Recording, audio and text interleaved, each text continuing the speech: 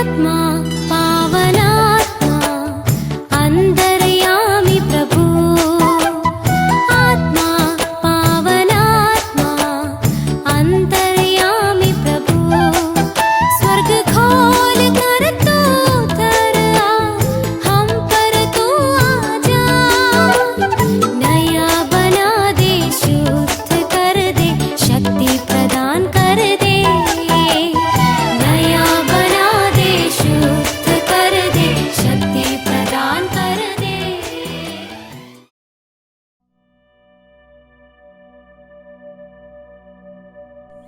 क्रिस्त में मेरे प्यारे भाई और बहनों, यूहन्ना का सुसमाचार अध्याय 14 पद संख्या 18। मैं तुम लोगों को अनाथ छोड़कर नहीं जाऊंगा, मैं तुम्हारे पास आऊंगा। 38 सालों से पड़े हुए बेथसाइदा रोगी से यीशु ने पूछा, क्या तुम अच्छा हो जाने चाहते हो? उसने उत्तर दिया, महोदय मुझे कोई नहीं है। ये पड़े हुए रोगी का बड़े दुख अपने रोग बीमारी में नहीं, तिरस्करण का अनुभव में है, क्योंकि उसका स्थिति अत्यंत शोचनीय है, लेकिन उसके दयनीय स्थिति में ध्यान देने के लिए कोई नहीं है।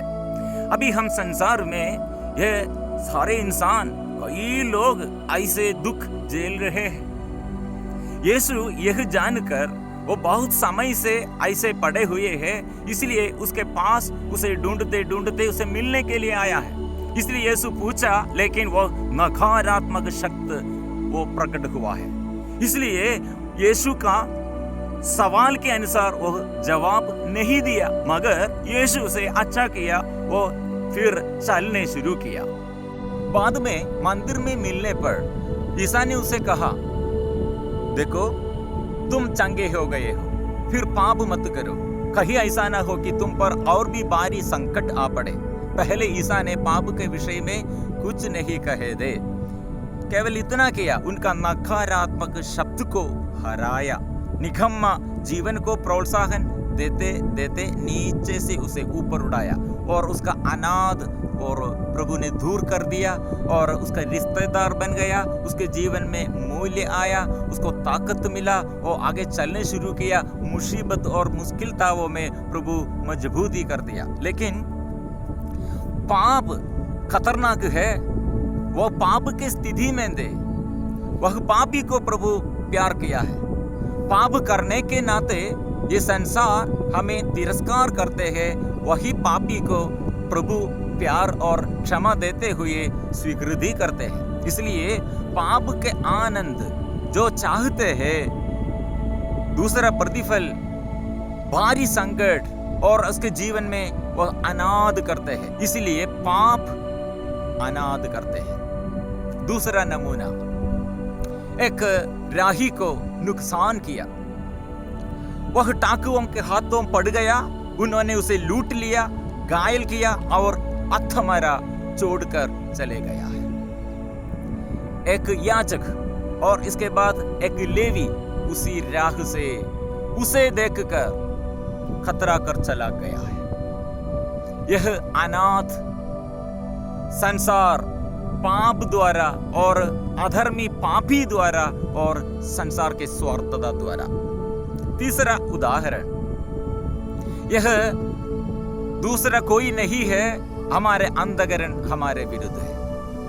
यूहन्ना का पहला पत्र अध्याय 3 पद संख्या 19 और 20 में हम जान जाएंगे कि हम सत्य के संतान है, जब कभी हमारा अंधकरण हमारे विरुद्ध दोष लगाएगा, तब हमारे ईश्वर के साथ हम आश्वासन दे सकेंगे, क्योंकि हमारा ईश्वर हमारे अंधकरण से बड़े हैं और सब कुछ जानते हैं। इसलिए प्रतिकूल कितना है इसमें ध्यान नहीं देखना है, केवल प्रतिकूल में अनुकूल केवल प्रभु है, यह है बड़ा महत्व।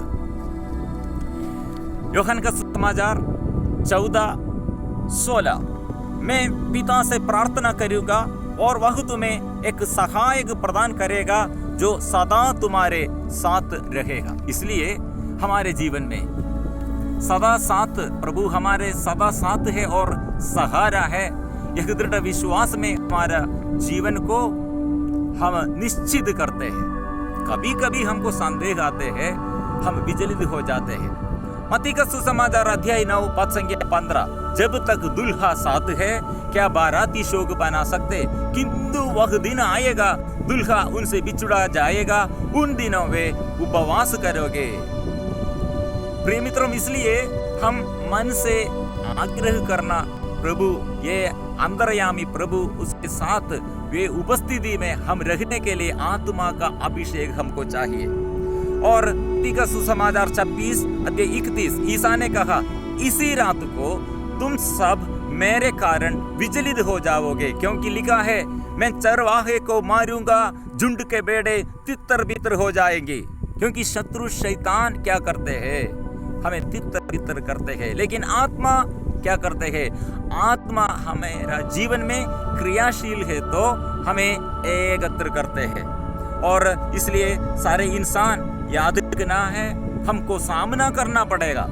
पेतरुस का पहला पत्र अध्याय 5 पद संख्या 8 में, आप संयम रखे और जागते रहे, क्योंकि आपका शत्रु शैतान दहाड़ते हुए सिंह की तरह विचरता है और ढूंढते रहते हैं कि किसे फाड़ खाए। इसलिए यीशु ने कहा जागते रहो।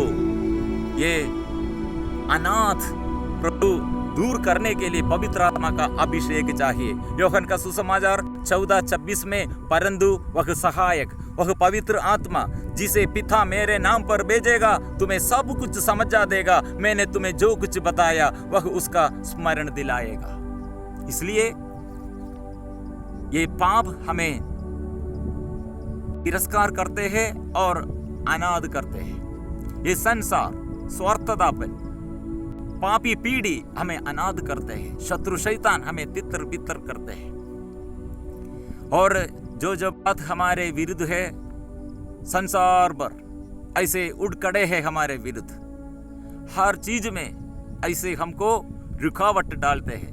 लेकिन प्रभु हमारे साथ है, वह काफी है, किसी बात को कमी नहीं है। इसलिए हम एक साथ ये अभिषेक के लिए प्रभु से प्रार्थना करेंगे। आमीन।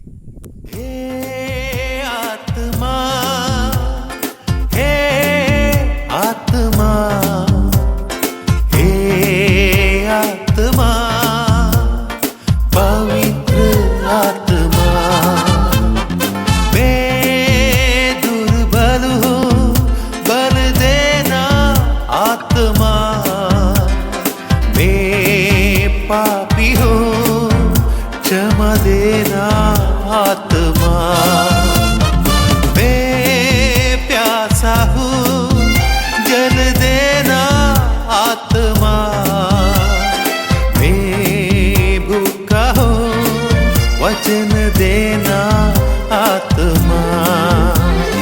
हे आत्मा, हे आत्मा, हे आत्मा,